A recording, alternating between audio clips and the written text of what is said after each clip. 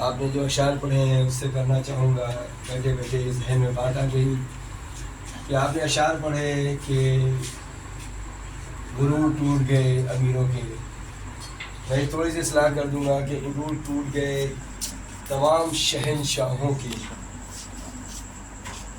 وجہ کیا کہ اگر آپ تاریخ کا مطالعہ کرتے ہیں تو آپ تاریخ اٹھا کر دیکھ لیجئے کہ بڑے بڑے شہنشاہ ہوئے، چاہے وہ بنی امیہ کے شہنشاہ ہوں، چاہے بنی عباس کے شہنشاہ ہوں، اور جن کی حکومت دنیا کے 1/3 حصوں پر ہو چکی تھی. ایسے بڑے بڑے حکمراں شہنشاہ، ان کے غرور بھی ٹوٹ گئے کیونکہ انہوں نے کوشش بہت کی. کبھی حل چلوانے کی کوشش کی، کبھی فرات کے پانی کو مولا حسین کے روضے کی طرف موڑنے کی کوشش کی، مگر اللہ کا کرم دیکھیے کہ ضرور پانی آیا مگر طواف مولا حضرت عباس کرنے کے بعد واپس لوٹ گیا. ایک صلوات پڑھیے.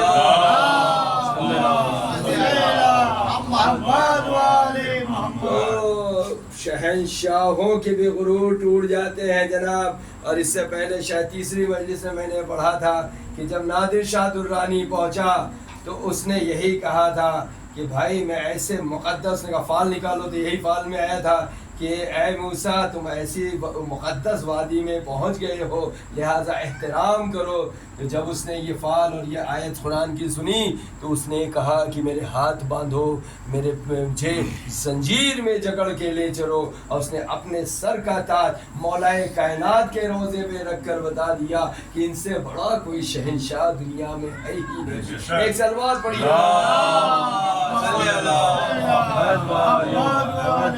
بہرحال مجھے ذکر کرنا تھا، اور ان تمام مجالسوں کے دوران جو 5 مجالس میں نے پڑھی، انشاءاللہ کل سے مولانا صاحب ممبر میں جلوہ افروز ہوں گے کہ یاسین پہلی مجلس میں نے اس کی پوری تشریح دی تھی، اور دوسرے میں والقرآن الحکیم، تیسری مجلس انک لمن المرسلین، اور کل اور آج اللہ صراط مستقیم پہ ہی پڑھنا ہے. چونکہ میں 12 مجلس سے مسلسل صراط مستقیم پہ جناب پڑھ چکا ہوں، مگر آج بھی انشاءاللہ تھوڑا تذکرہ کر کے آگے بڑھنا چاہوں گا کہ میں نے جو پچھلی مجلس اور جو مشرع مجالس پڑھے تھے اہدنا الصراط المستقیم، اور پوری تمہید آپ کو معلوم میں پورا تذکرہ نہیں کرنا چونکہ تھوڑا سا سلسلہ جڑ جائے تو اس سے بات کرتا چلوں کہ سورہ حمد جب ہم تلاوت کرتے ہیں تو یاد رکھیے اللہ نے یہ ایک ایسا سورہ اتارا ہے جس میں اللہ کا بھی ذکر ہے اور انسان کا بھی ذکر ہے. اگر آپ کچھ آیتیں دیکھیں کہ پہلی دوسری تیسری آیتیں تک آپ دیکھیں گے کہ اللہ کا ذکر ہو رہا ہے، مگر جب اللہ نے یہاں پر کہا اہدنا الصراط المستقیم تو اب ذکر انسان کا ہو رہا ہے. اہدنا الصراط المستقیم صراط الذین انعمت علیہم، ان کے راستے پر رہو جن پہ اللہ کی نعمتیں نازل ہوئی، نہ کہ ان کے راستے پر جن پہ تیرا غضب نازل ہوا ہے. تو شروع کی آیتیں اللہ کے لیے ہیں، بعد کی آیتیں انسانوں کے لیے ہے. اب میں مسلسل کہہ رہا ہوں کہ اہدنا الصراط المستقیم جو آیت نازل ہوئی ہے یہ دراصل ایک دعائیہ کلمہ ہے جو انسان اور ہر روز ہر نماز کی ہر رکعت میں پڑھتا ہے کہ اللہ مجھے صراط مستقیم پر ثابت قدم رکھ یا صراط مستقیم کی ہدایت عطا کر. بھائی اب یہیں سے میں تذکرہ آگے بڑھاؤں گا کہ اب یہ بتائیے کہ مسلسل یہ گفتگو ہو رہی ہے کہ اہدنا الصراط المستقیم، مجھے سیدھے راستے پر رکھ اور مجھے تمام نعمتیں عطا کر جس پہ تیری نعمتیں نازل ہوئی ہیں انہی کے راستے پر ہمیں قائم رکھ، نہ کہ ان کے راستے پر جن پر تیرا عذاب نازل ہوا ہے. تو اب یہ بتائیے کہ اللہ یہاں پر جب یہ بات کہہ رہا ہے کہ سیدھے راستے پہ رکھ، سیدھے راستے پہ رکھ، مولانا صاحب یہ جملہ پڑھ چکا ہوں مگر آپ کی نظر کر رہا ہوں، تو پھر آخر یہ انسان سیدھا کیوں نہیں ہو جاتا؟ ایک صلوات پڑھیے محمد والے محمد. ہر رکعت میں پڑھ رہا ہے, ہر رکعت میں دعا کر رہا ہے اہدنا الصراط المستقیم, اہدنا الصراط المستقیم, سیدھے راستے پر رے, سیدھے راستے. تو بھائی سیدھے بھی تو ہو جاؤ نا, صرف زبان سے یہ کلمہ ادا کرنے کا کیا فائدہ ہے. اب دیکھیے کہ جو مجھے عنوان آگے بڑھانا ہے, میں جو ساری باتیں کر چکا ہوں, لہذا بس جو مجھے کچھ اور باتیں رہ گئی ہیں اسی کو بیان کرتے ہوئے میں نے پڑھا تھا کہ جب حضرت آدم علیہ السلام کا اللہ نے پتلا بنایا, مجسمہ بنایا, اس کے بعد روح پھونکی, یہ تمام باتیں میں پڑھ چکا ہوں. اس کے بعد اللہ کا حکم ہوا کہ سجدہ کرو, اور یہ سجدہ جو تھا کس لیے سجدہ تھا؟ ظاہر سی بات ہے, پنجت پاک والا صاحب یہاں سے کہہ رہے ہیں, تائید کر رہے ہیں, یہ تعظیم کا سجدہ تھا. سجدہ اللہ معبود ہے, اس کا سجدہ الگ ہوتا ہے, تعظیم کا سجدہ الگ ہوتا ہے. جناب یعقوب نے بھی جو سجدہ کیا تھا دراصل وہ تعظیم کا سجدہ تھا. ایک صلوات پڑھیے.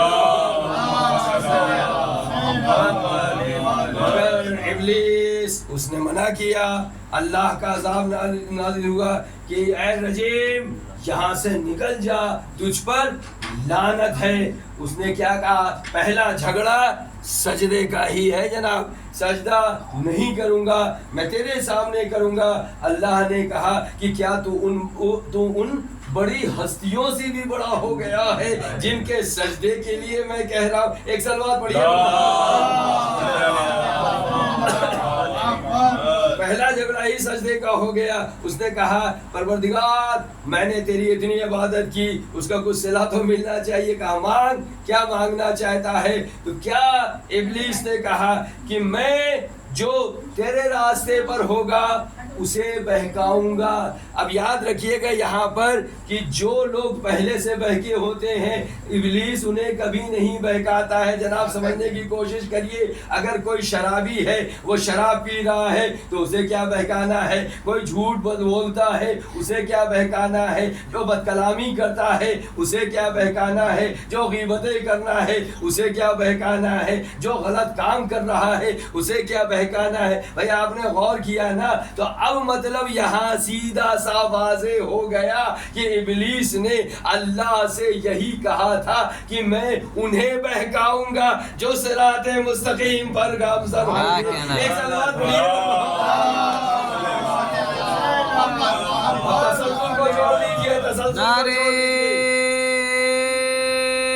حیدری حیدری نعرے سلوات.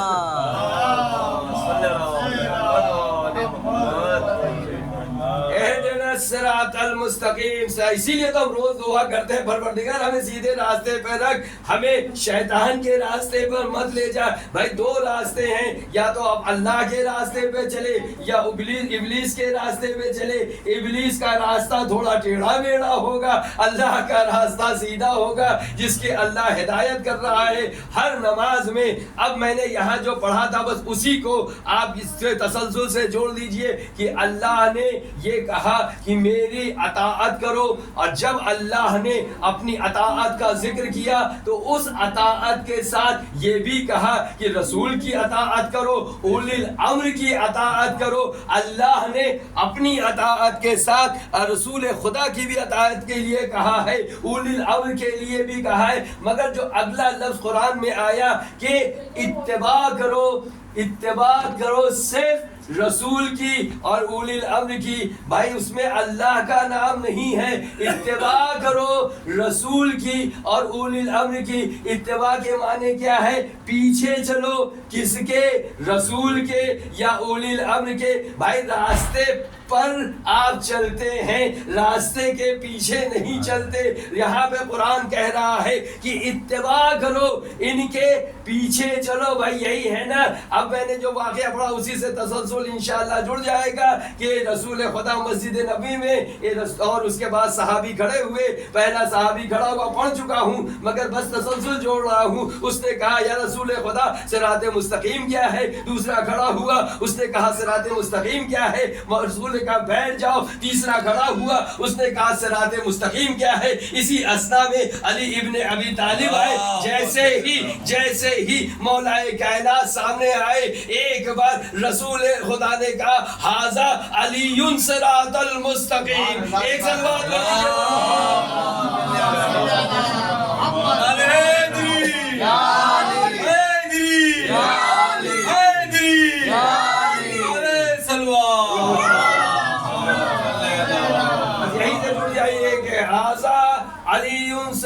یہ صراط مستقیم ہے. تو اب پتا چلا کہ صراط مستقیم دراصل ایک مکمل شخصیت کا نام ہے. اگر آپ اس شخصیت کے اتباع نہیں کرتے ہیں، اس کی پیروی نہیں کرتے ہیں، تو یاد رکھیے کہ آپ کبھی بھی سیدھے راستے پر نہیں ہوں گے. تو اب مطلب نکال لیجئے کہ ابلیس نے کیا کہا کہ میں صراط مستقیم سے بہکاؤں گا، یعنی جو علی کے راستے پر گامزن ہوگا، جو علی ولی اللہ کہے گا، میں وہیں پر آ کر بہکانے کی کوشش کروں گا. ایک صلوات پڑھیے. اس سے بہتر ایک صلوات پڑھیے.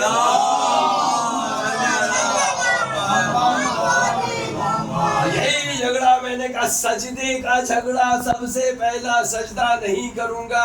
اب یہاں پر یہ یاد بات آ گئی، مولانا صاحب نظر کرتا چلوں کہ سجدہ انسان جب کرتا ہے تو ہر رکعت میں کتنے سجدے ہیں؟ 2 سجدے ہیں بھائی.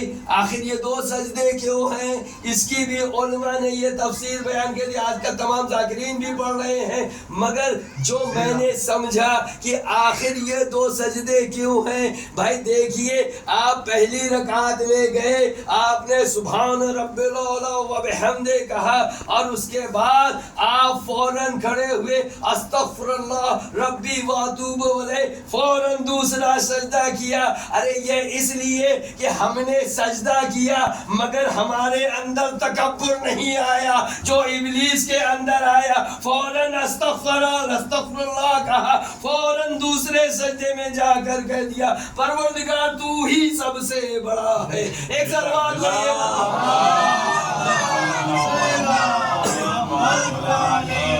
ذکر کرنا ہے مجھے آج بھی، چونکہ آج روز شہادت امام زین العابدین علیہ السلام کی تھی، میں اسی سلسلے کو آگے بڑھاؤں. مولانا صاحب نے کہا تھا کہ کچھ پڑھیے، تو میں آج ایک ذکر کرنا چاہوں گا کہ جو مولا کے چاہنے والے ہوتے ہیں وہ کتنے بلند ہوتے ہیں اور ان کا کام کتنا بڑا ہوتا ہے. اور آج ہی میں مطالعہ کر رہا تھا الغدیر کی جو کتاب ہے علامہ امینی کی.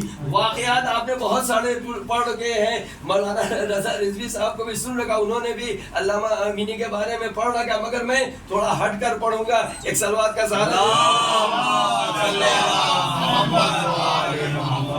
علامہ امینی جو کہ تبریز کے رہنے والے تھے، پیدا تبریز میں ہوئے تھے مگر نجف میں آئے، اس لیے علامہ اپنے کو نجفی لکھتے تھے. تو نجف میں انہوں نے ساری تعلیم حاصل کی، اور جب 30 سال انہوں نے کام کیا ہے الغدیر پہ، اور اس کی 11 جلد میرے پاس آج موجود ہے جو میں نے انٹرنیٹ سے ڈاؤن لوڈ کی ہے. اتنی خوبصورت کتاب ہے، چونکہ اب اردو زبان میں موجود ہے، عربی میں لکھی گئی تھی مگر اب اردو میں اس کا ترجمہ آ چکا ہے. بہترین کتاب ہے، اور مولا کی غدیر کی جو فضیلت ہے وہ اشعار کے آئینے میں بیان کی گئی ہے. ایک صلوات پڑھیے. جب یہ مولا کے اس کتاب کی ترتیب دے رہے تھے اور اس پر 30 سال نکالے، تو انہیں ایک خاص کتاب جس کا نام ہے کتاب ربیع الابرار، اس کتاب کو یہ ڈھونڈ رہے تھے جس کی صرف 3 جلد موجود تھی. پہلی جلد یمن میں موجود تھی، اور اس وقت کے امام یمن میں تھے امام یحییٰ، ان کے پاس موجود تھی. دوسری شام میں موجود تھی، اور تیسری کتاب نجف میں اس وقت جو آیت اللہ مرجع تھے ان کے پاس تھی.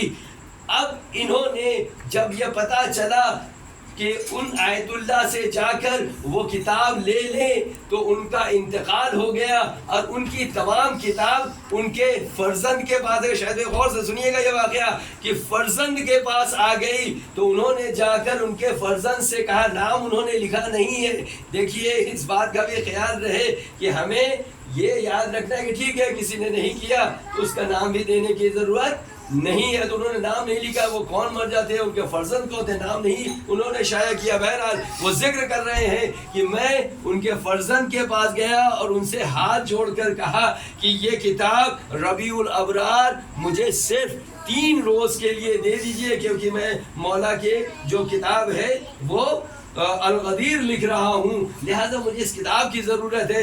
3 روز کے لیے مانگی, انہوں نے انکار کر دیا. پھر وہ گئے, انہوں نے کہا چلیے 2 روز کے لیے دے دیجئے, انکار کر دیا. 1 روز کے لیے دیجئے, انکار کر دیا. کہا 3 گھنٹے کے لیے دے دیجئے, انکار کر دیا.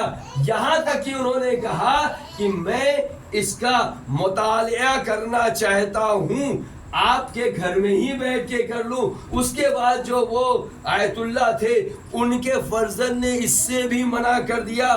پھر اس کے بعد انہوں نے سفارش لگائی اس وقت کے مرجع سید عبد الحسین اصفہانی کی, مگر ان کی سفارش کے باوجود بھی انہوں نے انکار کر دیا.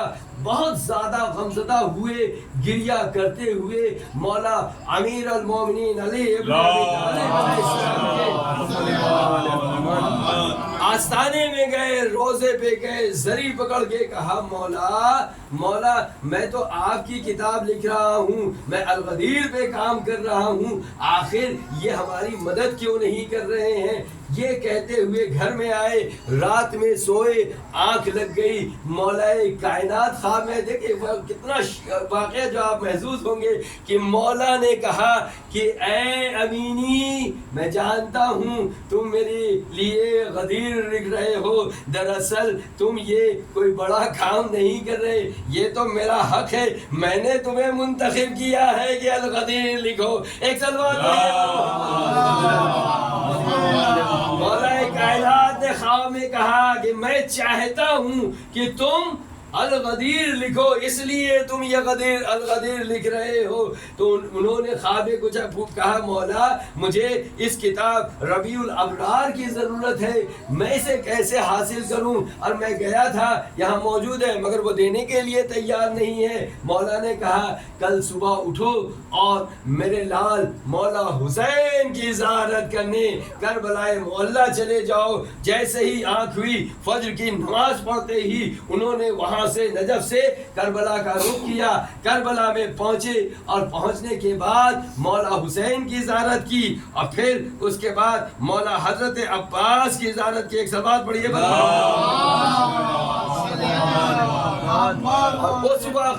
اس وقت وہاں کے کربلا کے بہت بڑے خطیب جن کا نام شیخ محسن تھا, ان سے ان کی ملاقات ہوتی ہے. دیکھیے مولا کس طرح سے ذریعہ بناتے ہیں. جب ان سے ملاقات ہوئی تو انہوں نے کہا کہ آپ نجف سے آئے ہیں, علامہ امینی کا نام, انہوں نے کہا آپ نجف سے آئے ہیں, آپ میرے گھر چلیے اور میرے ساتھ ناشتہ کھانا کریے, کچھ آرام کر لیجئے. جب وہ ان کے گھر گئے, تھوڑی دیر گفتگو کے بعد انہوں نے کہا میں آپ کے یہاں کی کتب خانے کو, آپ کی لائبریری کو دیکھنا چاہتا ہوں. جیسے ہی وہ لائبریری میں پہنچے, 1 یا 2 کتاب اٹھائی تھی کہ ان کے ہاتھ میں وہی کتاب ربیع الابرار آ گئی. کتاب کو دیکھا, آنکھوں سے اشک جاری ہو گیا. جب یہ جو وہ خطیب تھے انہوں نے کہا, شیخ محسن, انہوں نے کہا کہ آخر اس میں گریہ کرنے کی کیا بات ہے. انہوں نے کہا تمہیں معلوم نہیں, دراصل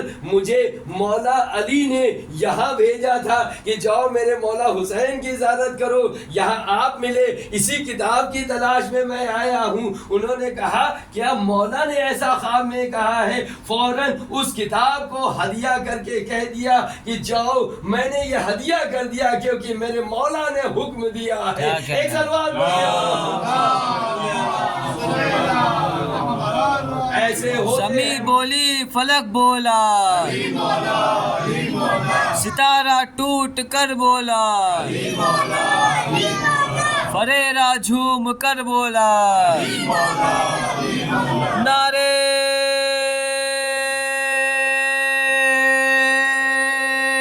हैदरी हैदरी नारे सलवार।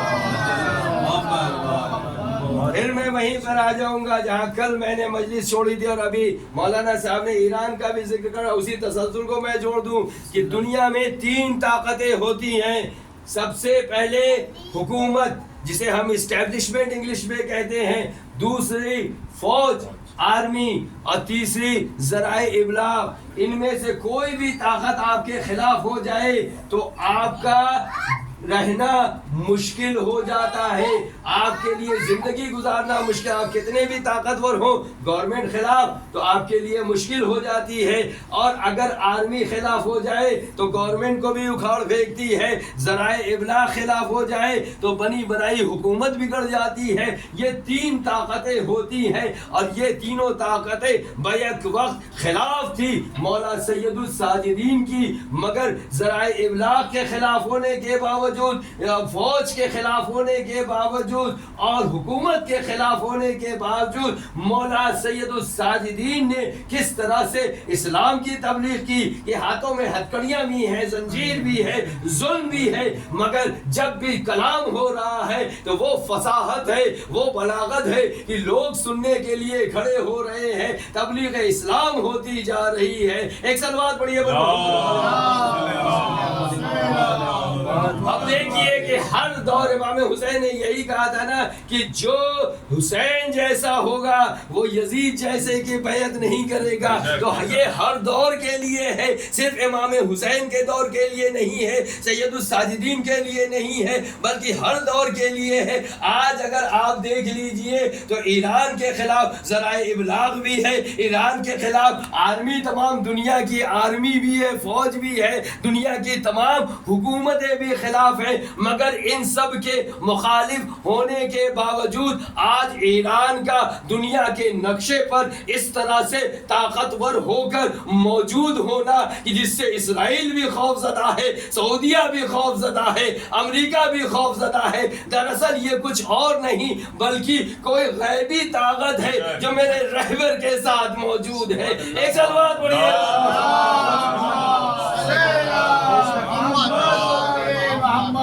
ताकत है जो मौजूद है रहबर के साथ। नहीं तो अगर आप देखिए कि यूएन भी पाबंदी लगा देता है तो बड़ी बड़ी हुकूमतें डगमगाने लगती हैं। भाई मैं वो जुमला नहीं कहना चाहता हूँ, मगर आपने यहाँ भी देखा था कि चंद मुस्लिम ममालिक खिलाफ हो गए थे, लोगों के हाथ पैर कांपने लगे थे। एक सलवार जहाँ सारी ताकतें खिलाफ हैं वहाँ पर मेरा मौला सैयदुस साजिदीन क्या खुतबा दे रहा है। और देखिए इसमें भी क्या मसलहत थी कि लोगों ने कहा कि आखिर ये कैदी है, ये नातवा है, ये जंजीर में है, इसके गले में खारदार तोक है, ये क्या बोलेगा? ऐ यजीद तुझे मौका क्यों नहीं दे रहा है?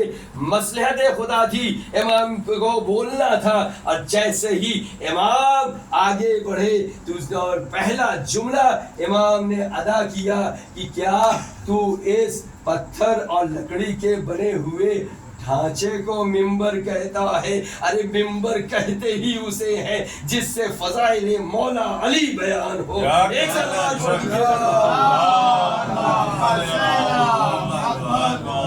मौला के जहाँ फजाइल बयान हो वो मिंबर होता है, वो किसी भी चीज का बना हो जहाँ फजाइल बयान हो। भाई इसीलिए तो रसूल अल्लाह ने गजावे का मिंबर बनाकर बता दिया था कि अब वही मिंबर होगा। मस्जिदों में मिंबर गदीर की निशानी है। एक सलवात पढ़िए। मैं गुफ्तगू करता रहूँगा और रात गुजर जाएगी।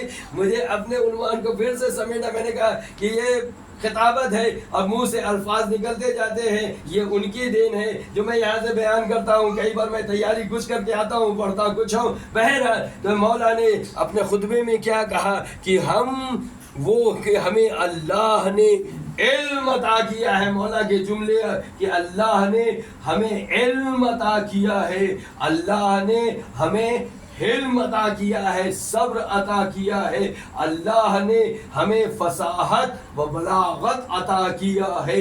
ہم ہی وہ ہیں جن کی محبت مومنین کے دلوں میں ہوتی ہے. ایک صلوات پڑھیے. ایک اور جملہ مولا نے کہا تھا سماحت بھی ہماری ہے, یعنی جو بزرگی ہے وہ بھی ہمارے لیے ہے. جو بڑی شخصیتیں ہیں وہ چہاردہ معصومین علیہ السلام کی ہے. ایک صلوات پھر چوتھے امام ارشاد فرماتے ہیں کہ ہم کون ہیں مجھے پہچانو, میں علی ابن الحسین کا بیٹا ہوں, میں علی کا فرزند ہوں, میں مصطفیٰ کا فرزند ہوں, میں منہ کا فرزند ہوں, میں زمزم کا فرزند ہوں, میں رسول خدا کا فرزند ہوں, میں صحرا کا فرزند ہوں. اور اس کے بعد امام کہتے ہیں کہ میں سدرۃ المنتہا کا فرزند ہوں. ایک صلوات اور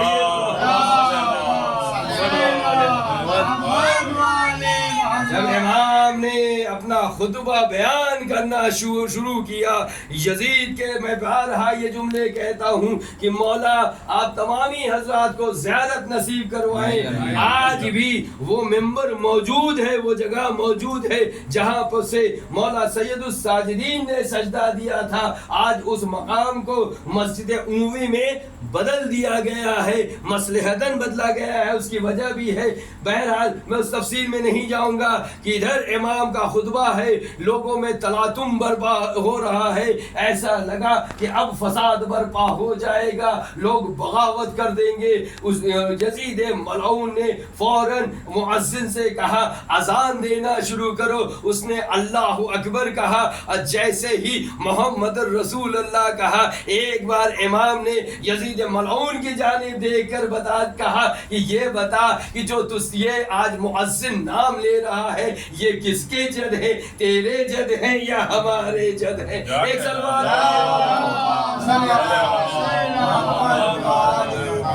کس کے جد ہیں, یہ ہمارے جد ہیں. اور اسی طرح سے مولا میں نے ذکر کیا تھا امام کے سجدوں کا, کیونکہ کل بھی وقت گزر گیا تھا, مگر ایک دو باتیں جو چھوٹ گئی ہیں ان کو میں مکمل کرتے ہوئے آگے بڑھنا چاہوں گا. کہ مولا سید الساجدین سے یہ پوچھا کسی نے کہ یہ بتائیے آپ کا لقب سید الساجدین ہے, آپ سید ہیں سجدوں کے, سب سے بڑے سجدہ کرنے والے, آپ سے زیادہ سجدہ کرنے والا کوئی نہیں, تو یہ بتائیے کہ آپ کا سجدہ بڑا ہے یا مولا کائنات کا سجدہ بڑا ہے. جیسے ہی یہ سوال کیا گیا امام کے چہرے کی رنگت بدل گئی. امام نے کہا تو میرے جد علی سے میرے سجدے کا تقابل کر رہا ہے. ارے کہاں علی کا سجدہ, کہاں میرا سجدہ, ارے وہ سجدہ کہ جس کی عبادت ایسی, جس کی ضربت ایسی کہ ثقلین کی عبادت پہ بھاری پڑ جائے گا. ایک سلوات اور اس سے بہتر ہے کہ سلوات پڑھ دیا.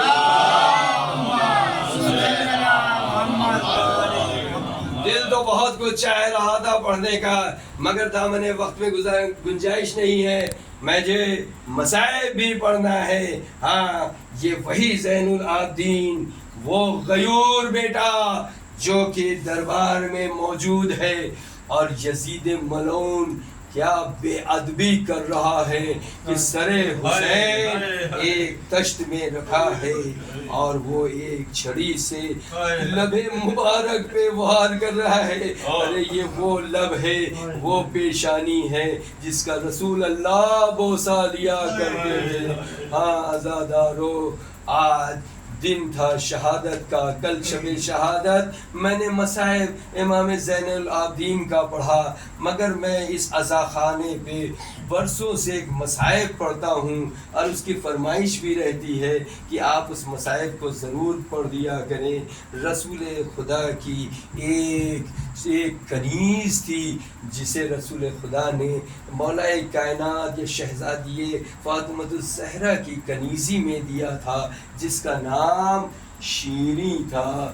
جب شیریں ایک عرصے تک شہزادی کونین کی کنیز تھی، اس کے بعد ایک روز امام حسین علیہ السلام کی کنیزی میں آئی۔ امام حسین علیہ السلام نے کہا اے شیریں میں تمہیں آزاد کرتا ہوں، میں تمہیں آزاد کرتا ہوں۔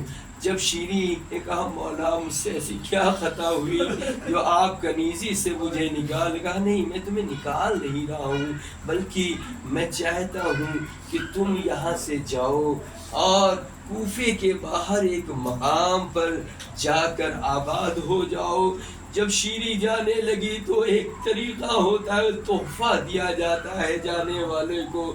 تمام بیویوں نے جناب شیریں کو آ کر ردائیں دینا شروع کی۔ جناب زینب نے اپنی ردا دی، جناب ام کلثوم نے ردا دی، جناب رباب نے ردا دی، جناب شہربانو نے ردا دی۔ اور جب ردائیں دی جانے لگی تو ایک رداؤں کا ڈھیر اکٹھا ہو گیا۔ شیریں نے کہا مولا میں اتنی ساری رداؤں کا کیا کروں گی؟ کہا لے جاؤ شیریں، شاید کوئی ایسا وقت آ جائے جب ان رداؤں کی ضرورت پڑ جائے۔ شیریں کہتی ہے میں سمجھ نہیں پائی کہ آخر میرے مولا کیا اس طرح سے کیوں بیان کر رہا ہے۔ جب وہ جانے لگی تو کہا مولا بس مجھ سے ایک وعدہ کریے کہ آپ میرے گھر پہ ضرور آئیں گے۔ مولا نے کہا شیریں میں وعدہ کرتا ہوں میں اکیلے نہیں آؤں گا، میں زینب کے ساتھ بھی آؤں گا، میں ام کلثوم کے ساتھ بھی آؤں گا، میں عباس کے ساتھ بھی آؤں گا، میں علی اکبر کے ساتھ۔ اللہ اکبر اللہ اکبر۔ اب شیریں نے ایک قلعہ بنایا جو کہ کوفے کے باہر تھا۔ اب شیریں کا دستور تھا کہ روز آنا وہ یثرب کی جانب دیکھتی تھی کہ کب میرا مولا حسین زیارت کرانے کے لیے آئے گا، مگر آزادارو وقت گزرا، اب وہی ایام چل رہے ہیں۔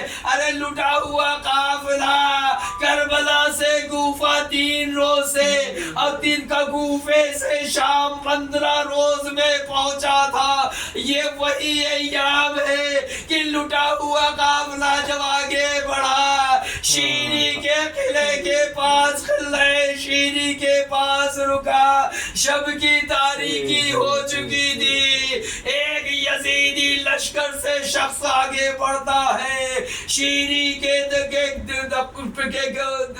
قلعے پہ دق الباب کرتا ہے اور کہتا ہے کہ ہم حکمراں کے لوگ ہیں، ہم سپاہی ہیں، ہمارے پاس کچھ باقی ہے، ہمارے ساتھ کچھ باقی ہے، کچھ سر ہے، لہذا تم ہمیں ٹھہرنے کے لیے جگہ مہیا کراؤ۔ شیریں نے اپنے غلاموں سے کہا دروازوں کو کھول دیا جائے۔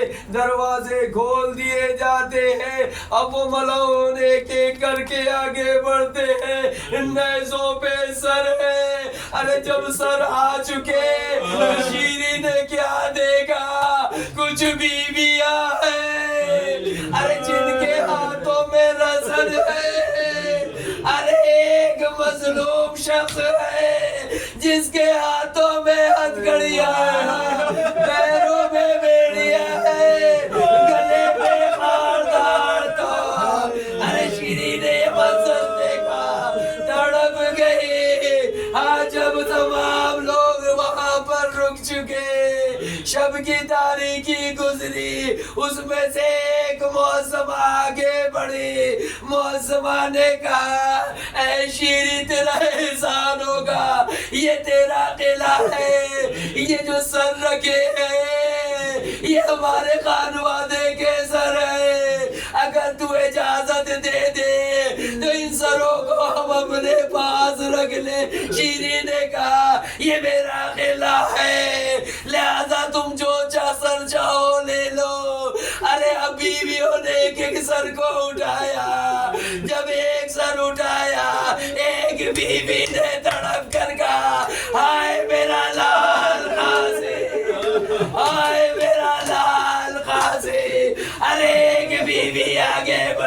ایک جوان کا سر اٹھایا. آئے میرا جوان, آئے میرا گڑیل جوان علی اکبر. ارے ایک بی بی آگے بڑھی, آئے میرا بھیا پاک, آئے میرا بھیا پاک. ارے شیری نے کہا یہ تم کن کے نام لے کے گریا کرے. اسی اسرا میں ایک بی بی بڑی, ایک چھوٹا سا سلطان. اس نے کہا ہے میرا لال علی اصغر.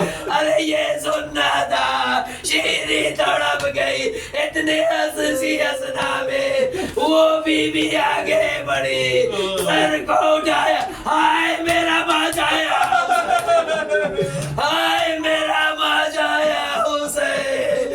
ارے شیری نے کہا میرا دل پھٹا جا رہا ہے, یہ کون سا حسین, یہ کون عباس, یہ کون علی اکبر, یہ کون قاسم. ارے جناب زینب نے کہا, جناب زینب خاموش رہی. اسی اسنا میں سر حسین سے آواز آئی, اے شیری میں نے اپنا وعدہ نبھا دیا. ارے میں تیرا حسین ہوں, میں زہرا کا لال حسین ہوں, میں علی کا لال حسین. ارے شیری تڑپی, ارے میرے مولا, ارے یہ کیسی مہمان نوازی, میں کیسی میزبانی کروں, اے میرے مولا. ارے میں اسی دن کو دیکھنے کے لیے, ارے مولا میں سمجھ گئی آپ نے کیوں کہا تھا یہ چادریں لے کر جاؤ. ارے بی بیاں برہنہ سر ہے, سر ننگے, مخناؤ چادر نہیں ہے, فوراً چادریں لائی. اے زینب میری شہزادی چادر, اے میری شہزادی ام کلثوم یہ آپ کی چادر, اے رباب یہ چادر آپ کی. ارے جب یہ گریا فغا بلند ہوا, ملعون آئے, پھر سے چادریں اتاری گئی. شیری نے سر پیٹا, آئے یہ اہل حرم, یہ قیدی بنائے گئے ہیں کربلا و کوفہ, کوفے سے شام کی طرف یہ قافلہ روا ہے. منادی آواز دے رہا ہے, ہاذا زینب ام کلثوم. عباس کا سر گھوڑے کی گردن میں, حسین کا سر تلاوت قرآن. سید الساجدین